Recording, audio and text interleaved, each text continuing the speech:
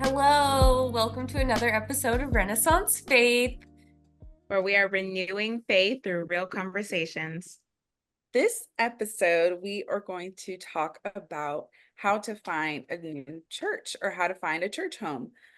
If you are looking for a church home, it can be a difficult process, and we want to kind of touch on each thing you should be looking for as far as what you can find in something that will be a good fit for you as far as a church home, because not all churches are created equal and not everyone is looking for the same thing. And our lovely friend Corinne is currently in Portland, Oregon, and she's in the process of looking for a church home. And we thought this was a great topic to share with everyone, just to kind of see what everyone lies in as far as priorities, and what you think is more significant in searching for a church home. Corinne, do you want to share your experience? Yeah, I was gonna say I thought of it more as like, what are some church icks and like what are the red flags you don't want in a church? But yeah, I moved away from San Jose. My true church home is Emmanuel, obviously, why I'm here, and forever will be, but looking for in-person community and like ways to continue to develop that and like dive deeper into the word. And so, yeah, trying to find that in Portland, went like by a friend's recommendation to a church. It was a little bit smaller than I anticipated, which is fine. Like, there's no size. I mean, the Bible says when two people are together, that like God is there. And I think like taking a step back when we are talking about finding a right church, we were talking about like a brick and mortar in-person location where you typically would attend on a Sunday. Cause like, I think there's a lot of different forms of church. So like for the purpose of this, is that a fair definition? Yes. Okay. But yeah, so a little bit smaller than I was expecting, heavy on the worship, which was great, but they'd like throw time limits on it or like time expectations, like, okay, worship for X number of seconds and more. Keep going. And it just felt like forced. And I was like, okay, but what if I worship a little different than you do? And then, yeah, just a lot of different things that I was just like, I don't know if this is for me. And then they asked to like hold my hand and called me up, like not up, I was already up at the front, but asked to hold my hand and were like, I feel like you've been dealing with something for like the last 4 to 6 months, and just want you to know, like, it's gonna get better. The next 4 months are gonna look like, I don't even know, because I was like, this does not apply to me. And he's like, do I have the right person? I was like, I don't want to like embarrass you in front of people, but like, no. I was like, just shrugged my shoulders. So that was, yeah, just an interesting experience. And then other friends went afterward to a different service of theirs, and it was like they shared that at the end they were like, okay, we need like 5 people to give $300 to like get your blessings, and like making it transactional, putting a specific price on it, which I'm like, tithing is not even a specific number. It's like relative to what you have going on. So yeah, just a couple of, like I said, icks that I'm like, okay, let's try something else. But also makes me curious how to like openly share that with my friend and like try to encourage them to maybe seek out other options. Although, like you said, what's right for you might be not right for someone else, you know? Right. Did your friend enjoy it? Because she might feel like she's found her place. She has, but yeah, she's also expressed some things sometimes. So I was like, I don't know. Let's explore. Yeah. Yeah, I was mentioning earlier when we kind of touched on this, that when I first moved to San Jose, I was looking for a church home similar to the one I grew up in. I grew up in a Baptist church in San Diego, and it was pretty traditional as far as every. When I moved up here for college, I was looking for the exact same thing, not understanding that no churches are the same. They may be similar, but not all of them are going to be the exact same. So I did do some trial and errors, visited a lot of churches. When you're a college student, you really don't have the resources as far as transportation. So I was trying to stick very close to campus to look. And a few of them were not not really aligned with me spiritually. The first church I visited wasn't rooted in biblical truth or anything like that. There was no sermon really when I went there. It was just a whole bunch of just talking about venting personal experiences, didn't open the Bible once. It was very awkward. And then another one was smaller church, but I don't believe it was Baptist, which is fine. Like I don't I'm not open to visiting churches that are not Baptist. Uh, but this one it just wasn't something I was used to. Like they were speaking in tongues, which I've never done, and they were like encouraging me to, but I didn't want it to seem inauthentic. So, obviously you can't really participate in something where it's like people are asking you to do something where you genuinely have no knowledge of. And then my resident advisor in my dorm went to Emmanuel one Sunday and invited me, and I was like, yeah, why not? And it was a lot further than I was anticipating. It's not far, but when you don't have a car or anything, going from San Jose State to Emmanuel is not really feasible. But I went, and it was like a breath of fresh air. It was similar to my home church as far as the feel, the community, the worship, the word. It was, but it was new for me. Like it was a fresh set of eyes as far as how they approached it. And I really enjoyed that. And despite the transportation part of it, I was like, I'm coming back. So I was on the city bus every Sunday or every other Sunday. I tried my best, broke college student here.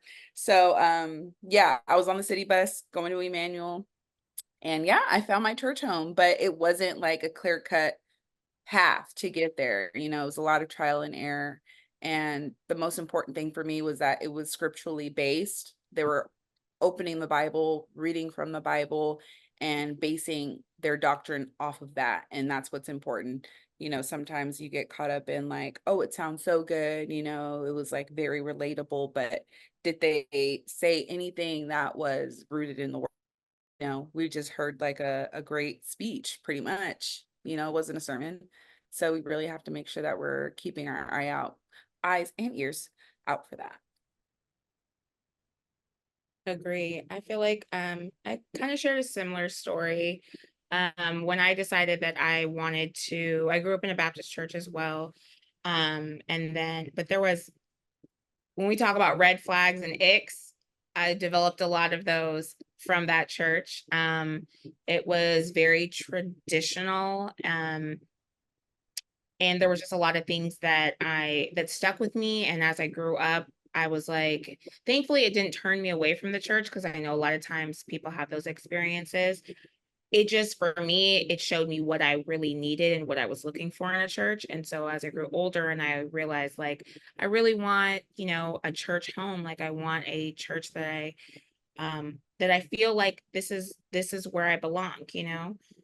I took those things that were red flags for me from my previous church, and I also experienced a lot of trial and error. I did a lot of like online church. That's kind of like how I went. So I started watching a lot of different sermons from churches all over the Bay Area, and outside of the Bay Area. But for me, as far as a home church, I want someplace that I can actually attend physically, like on a regular basis, like if I want to, not I don't have to get on a plane and fly out of state. So I just started looking at various churches online all over the Bay Area. And Emmanuel, I had actually a former member of Emmanuel who I knew when I was younger. He actually introduced me to Emmanuel. And so I always had Emmanuel in the back of my head. And so when I was like trying out different churches and going online and stuff, I would watch services at Emmanuel, and every time I always felt spiritually fed.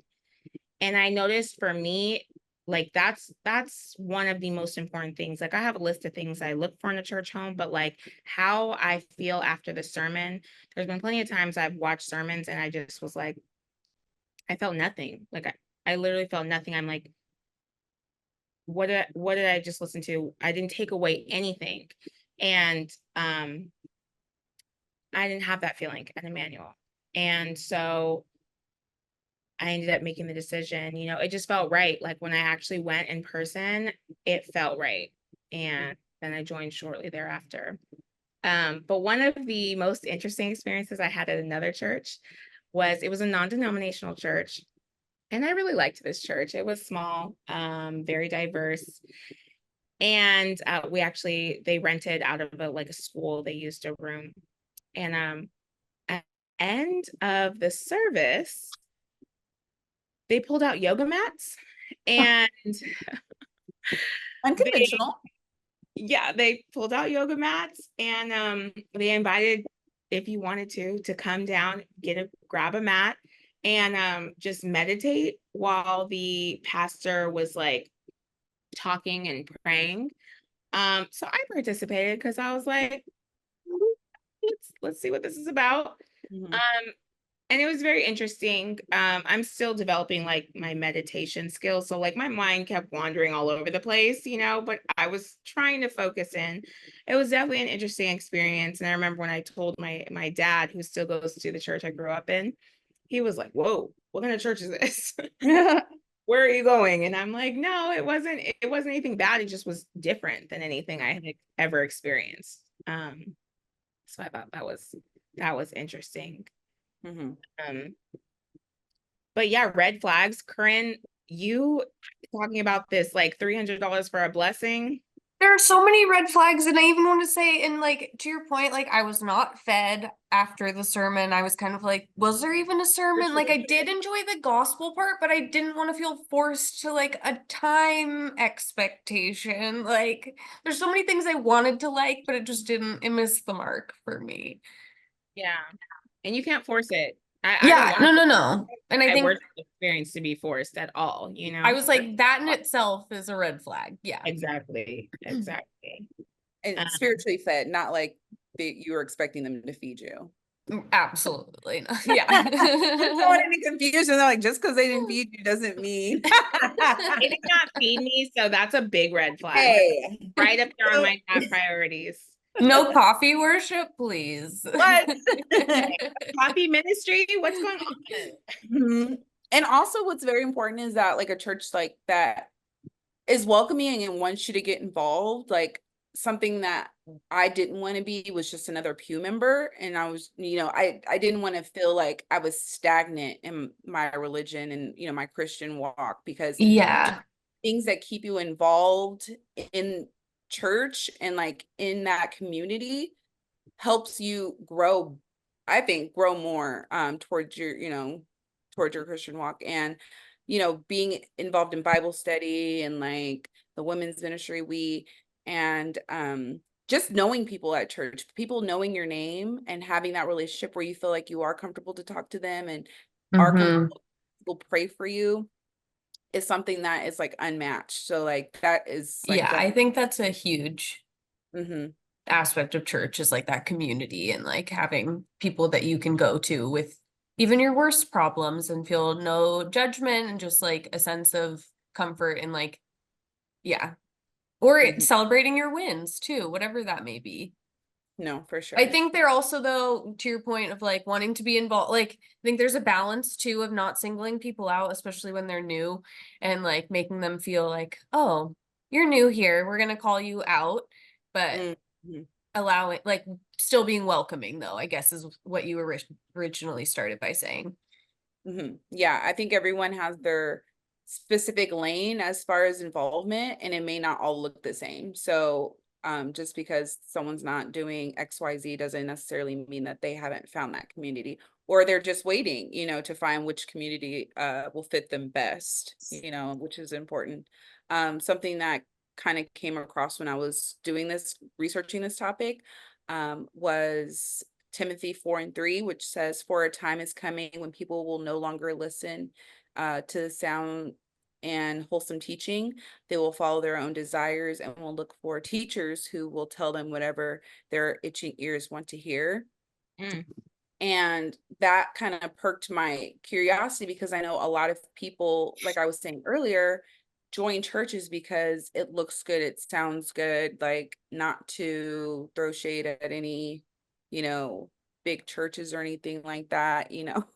I was just gonna say it screams social media to me. So then Yeah, I they feel do like have that social ties into media. maybe what you're hinting at. Yeah, social What we're media is doing right good. now. No.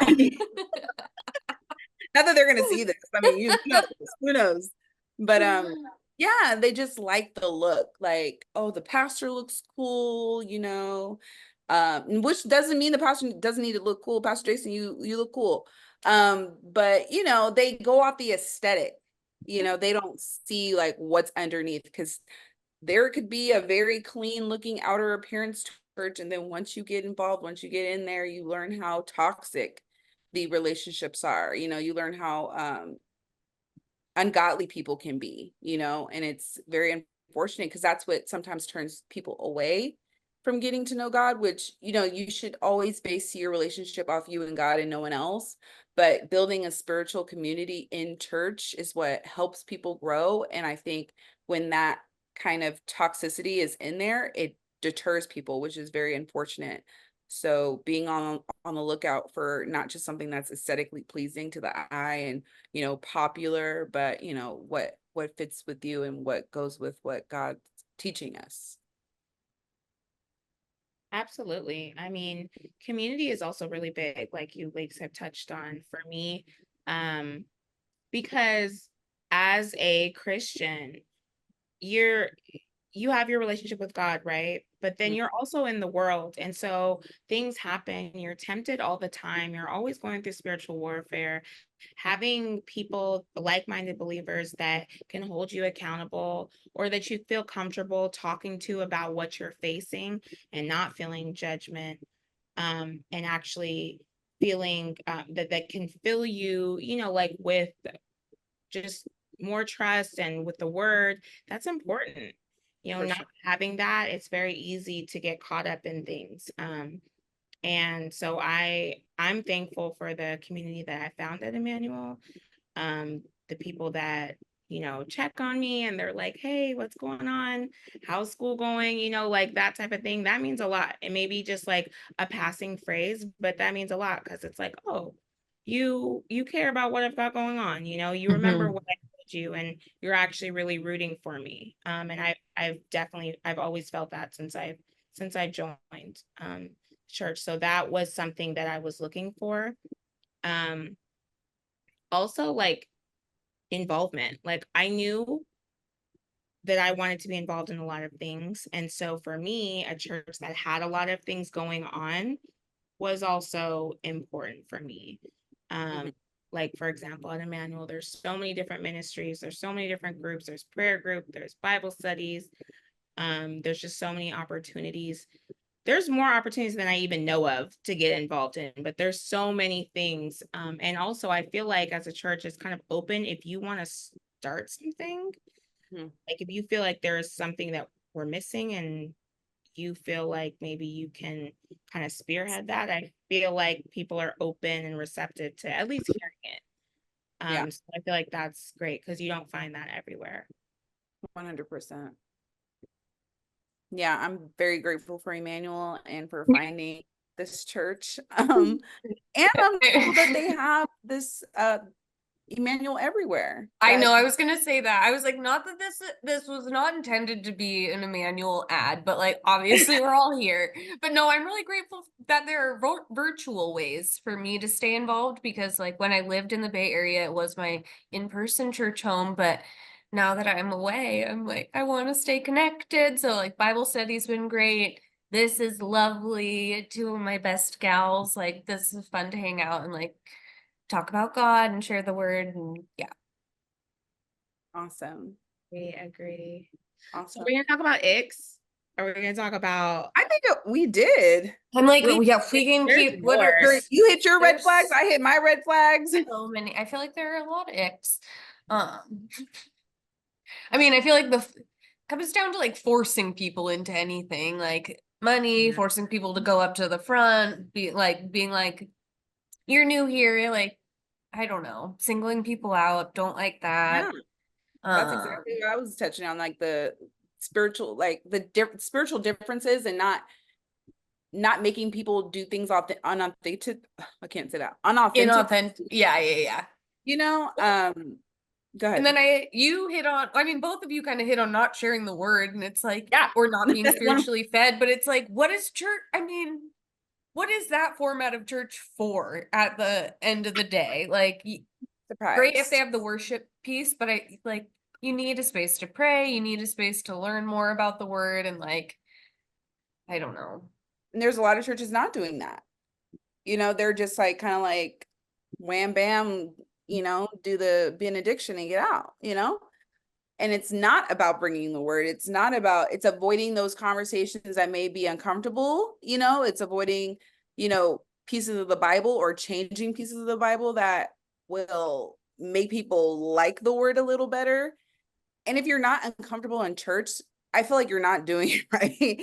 Like there should be some things you're like, I could be working on that more. Yeah. Yeah. You know, it should be a learning, you know, a learning part of your journey, your spiritual journey. So I feel like if those things aren't met, for me, this is my expectations of my church, then it's not for you, you know? You touched on something really good too about feeling uncomfortable, especially when it comes to like the sermons. Mm-hmm. I feel like you have to be open to receive that because Yes. because it can be taken the wrong way and then that can turn you off. But like there's been some sermons and I talked to Pastor about it, like where I was like, oh snap, I really felt like you were calling me out. Of course he wasn't, like he didn't know, but I was like, Right.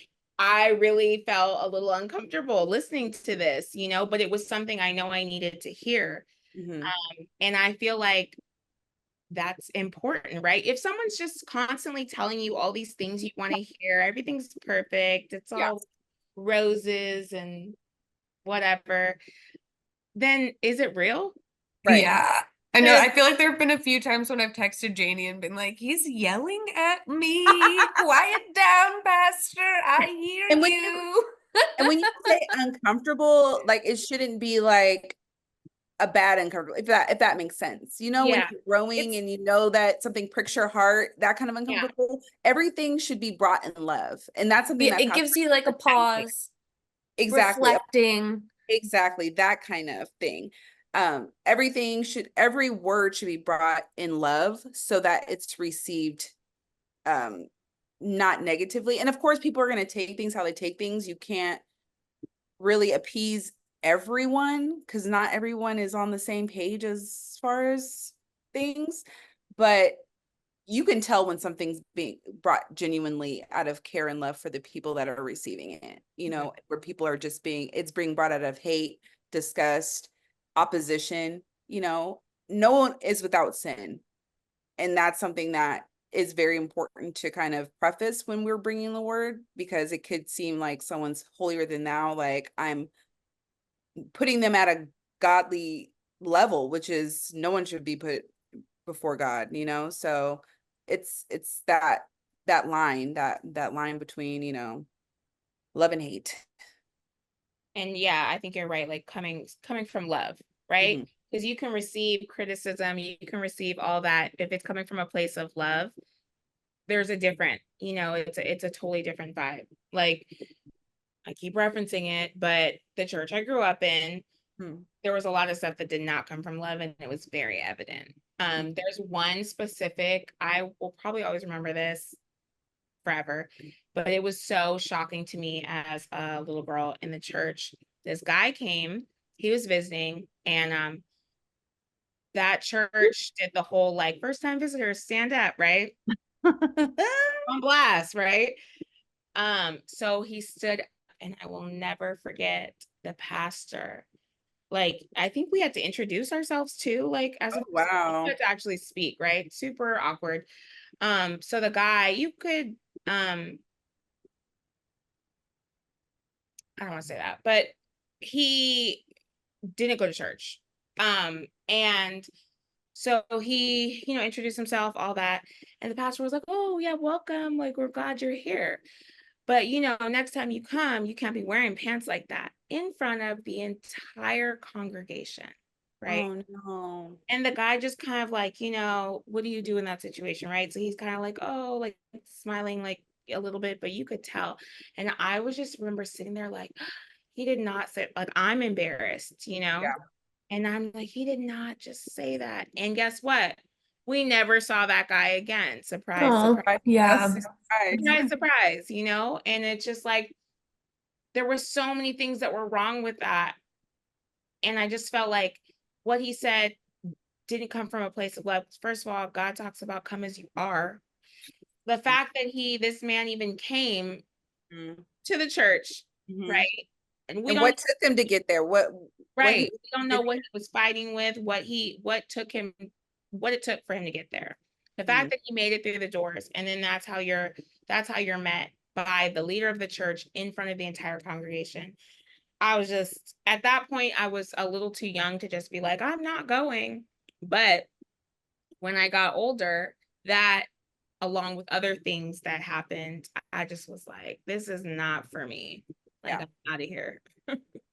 Most And definitely. it wasn't just me, a lot of the members left because of that type of stuff. I mean, passing the offering plate around until you felt like you got enough, multiple times, not a one-time thing, 3 times, calling on members and all that. Like it was like every bad cliche that you always hear about certain churches. I feel like we checked off all those boxes.